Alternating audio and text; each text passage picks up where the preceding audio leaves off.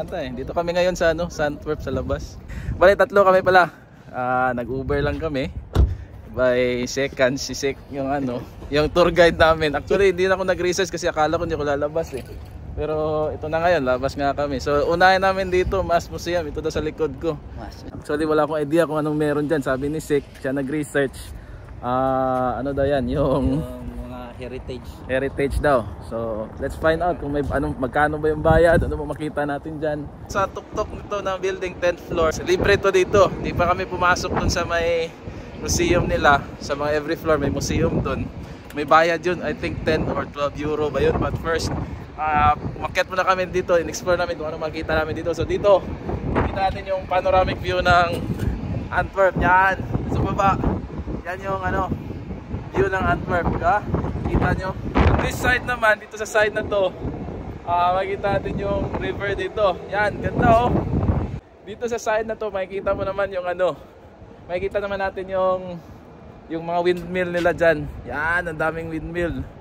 Okay, so napakaganda ng view dito, napaka-relaxing. Medyo hindi naman masyadong kalamigan pa kasi may araw pa naman. So ang oras ngayon, mga hapon pa, mga I think 3 o'clock. Dyan, mga yate dyan, oh. Yan. Mga yate dyan. Okay. Okay, so natapos na tayo dito sa Mass Museum. So naka-decide kami na since hindi naman ganun karami yung oras namin, ubusan kami ng oras, tapos marami pa kami pupuntahan, ma-explore namin yung city. So nag-decide kami na hanggang doon na lang kami sa yung top floor sa panoramic view. So bumaba na kami. Tsaka saan tayo pumunta kasi? Sa Grote Market, Great Market. So actually wala talaga akong idea kung anong meron doon, si Sek lang meron. Sunod-sunod lang ako. Okay, so punta tayo doon. Mga 1.2 kilometers, medyo malamig pa naman, pero kaya natin yan. Wala problema yan.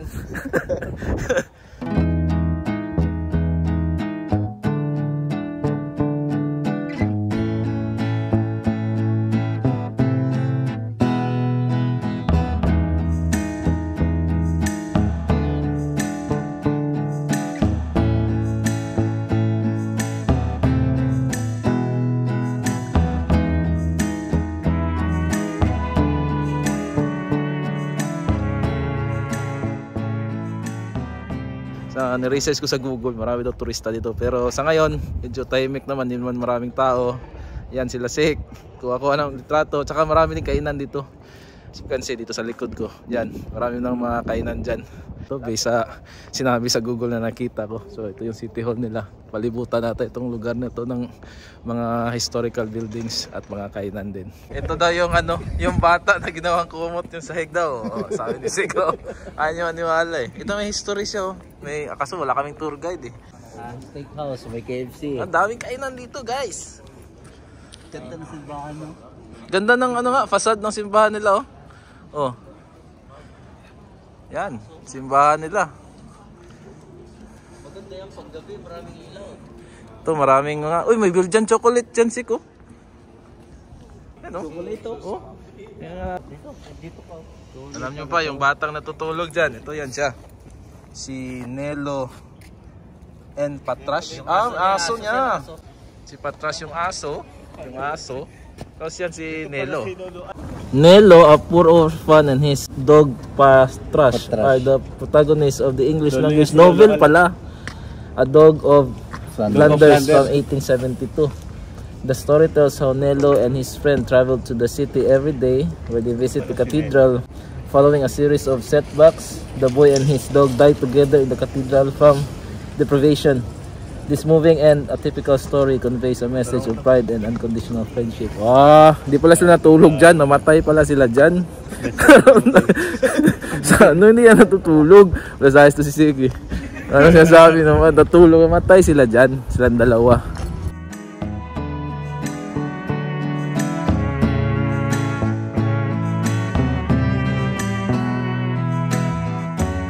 Kain muna kami pero hindi muna kami kain ng hapunan, medyo snack lang to sa ramen.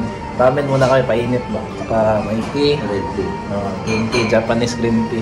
Yung lugar lang maganda, cozy, tahimik, saka warm, hindi malamig. Kaya dito muna kami.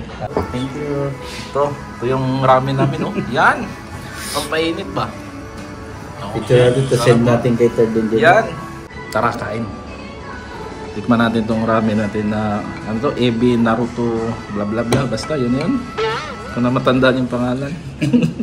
Ito siya, may grilled shrimp siya. Yan. Siya may grilled shrimp. Tikman natin yung shrimp. Sausaw muna natin. Yan.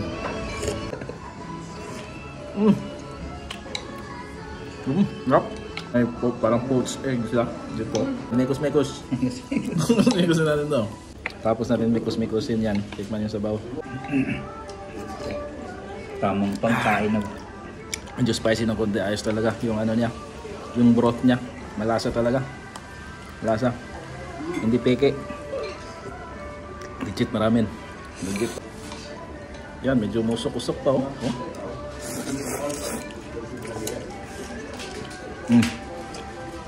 Ayos, panalo.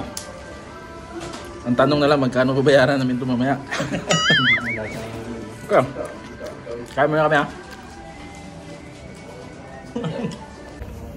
So yun guys, alas 5 na. Tapos na kami kumain. Sa snack pa lang yun. So, saan ka tayo pumunta, Sik? Hit skin. Ha? Hit skin. Hit stin? Asa yan? Wag mo. Ibig sabihin nun. Hit ba yun o hit? H-E-T lang. Okay. Hit skin. Hit stin daw. So anyway, yung ramen namin pala, medyo mahal yung binayaran namin. Siyempre, turista. Binayaran namin more or less 70 euro din. Diba? So anyway, okay naman. Sarap naman siya. Uy, may samgyup din dito pala. Yan, may ilaw na yung ano. Yung simbahan nila. Ang maganda na kasi madilim na lalabas na yung mga ilaw.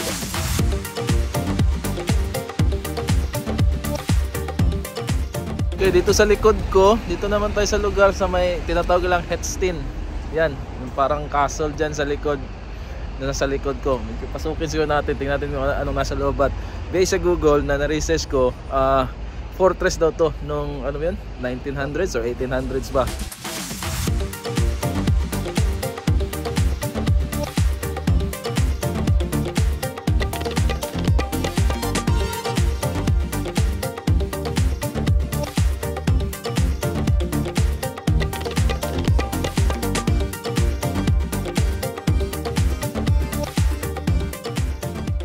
Makikita dito yung history daw ng Antwerp. So dito may mga touchscreen lang naman to siya na malaman mo saan ka pipindot dito. Yan, makikita mo yung information with different languages naman. So there's English para maintindihan mo rin kung ano yung naging history ng Antwerp. So dito na kami sa taas ng Hetstein. Dito siya may parang panoramic view. So yun nga, based sa history, ginawa tong fortress para to protect against the Vikings daw, based sa nabasa ko sa Google nga. So ngayon ko lang nabasa rin, ngayon ko lang alam. Ito daw yung pinaka oldest building here in Antwerp. So preserve din pala talaga nila dito. Ano mo yung sa tawid dyan, Sik? Wala, Saint Anna. Oh, Saint Anna daw. Yun yung sabi ng ano natin, tour guide. Yan, ilog na yan dyan. Tapos yung ferry ata, yun. Ayun sila na yan. Yan o yan, yung ferry na yan. Okay, so tatawid dyan, dun sa kabila, siguro dun. Tapos babalik kami, parang may tunnel, di ba, Sik? Underwater tunnel. Oh, underwater tunnel yung balikan natin. Let's do it. Lift. Bababa na siguro yan, pasok tayo, yan. Ayan, video natin ulit itong bukas. Ha? Tara. -1.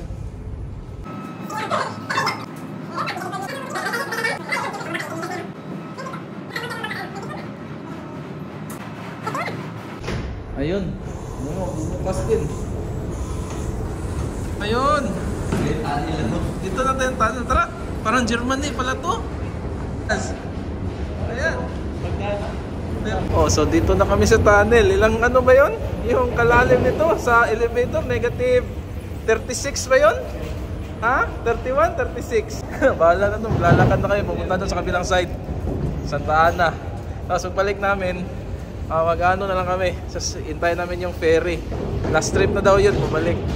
So, kung hindi naman kami makaabot sa ferry, di balik naman kami dito sa tunnel. Ito yung dadaan na namin. Okay.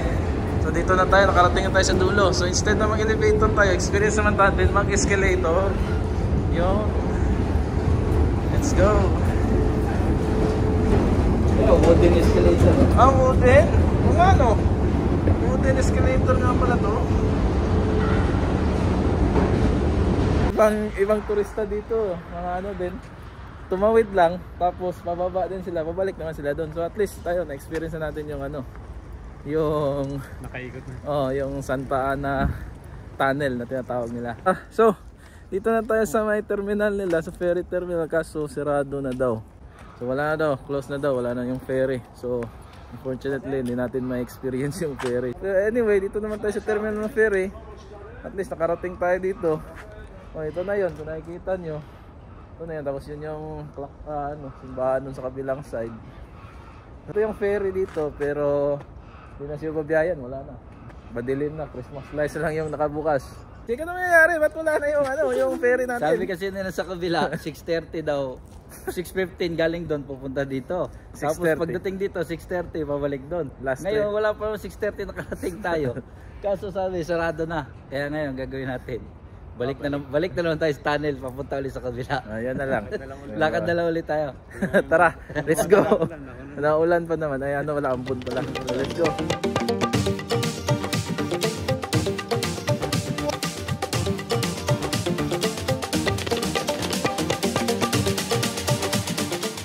So dito na kami sa Central Station.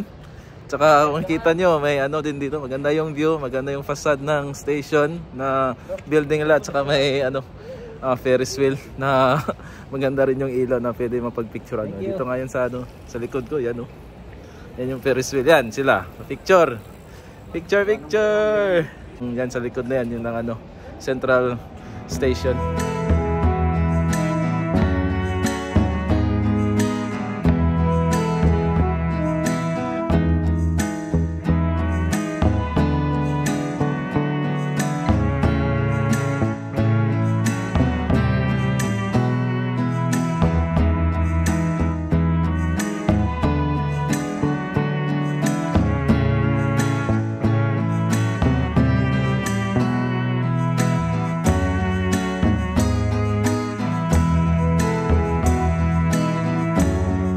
Hapunan muna kami bago kami uwi. Dito kami sa Parellada Argentina Steakhouse. Tinampay lang Tinapay lang.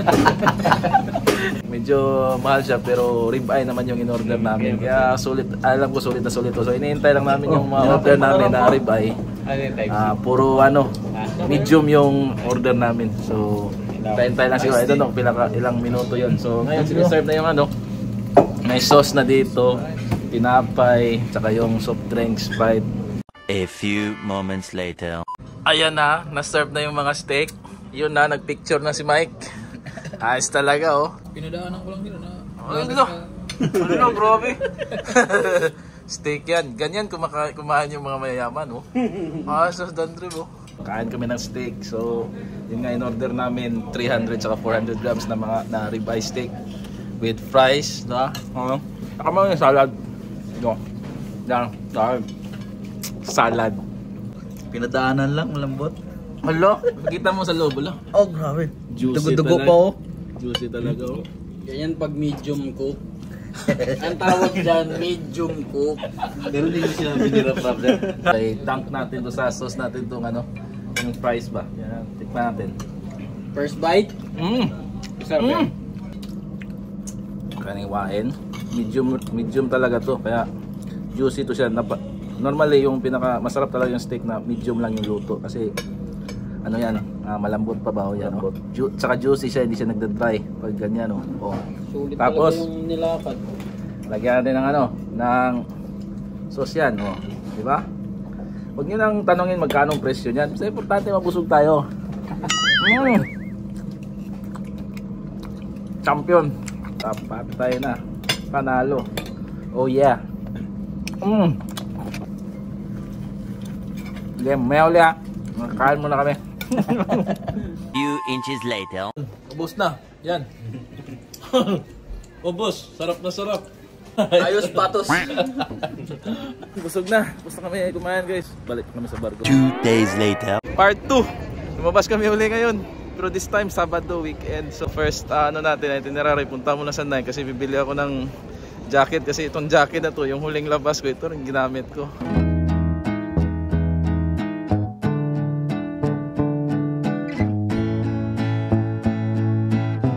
So nabudol kami. Ayan oh, bago yan. Bili na. Nike. Ay, Rom, ano yung nabili mo, Rom? Yes, talaga. Punta kami sa ano yung Chocolate Museum nila. So diretso na to. So nakita nyo ngayon maraming tao. Oh. Yan. Maraming tao ngayon, weekend. Daming turista din siguro nito. Hindi lang to mga locals dito. So na kami sa ano, Chocolate Nation. So subukan natin, pasok tayo guys. Pasok tayo, pasok. Tara. Ako, pasok pa ako ah. May ikot kasi yung ano nila, pintuan eh. Yan.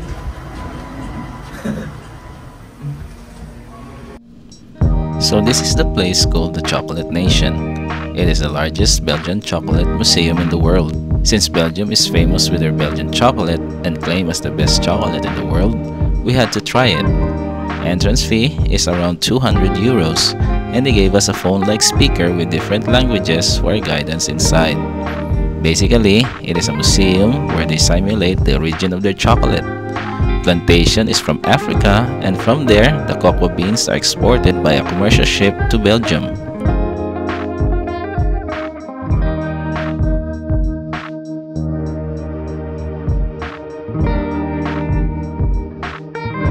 Here you can also see a simulation of how the cocoa beans are processed, which results in a mouth-watering Belgian chocolate.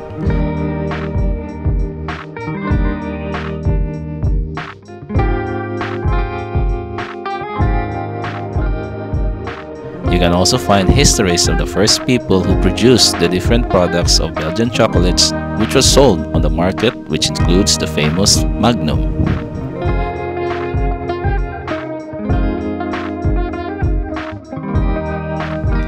And the last part was our favorite, with the unlimited tasting of the different types of chocolate, ranging from white chocolate to milk chocolate and the different levels of dark chocolate. It was truly a chocolate heaven.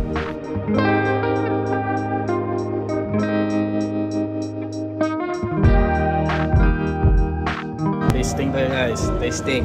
Yan, chocolate. Sarap lang, parang Magnum to, gold. Ito, white chocolate. Ito, white oh. Yan, white. Sarap.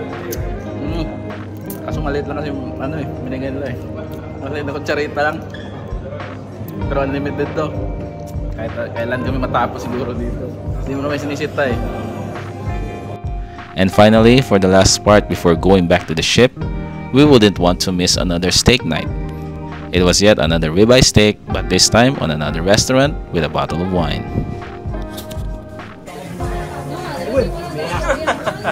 Ayos talaga. Alright, ribeye uli. Ayun, may salad pa. Yan o.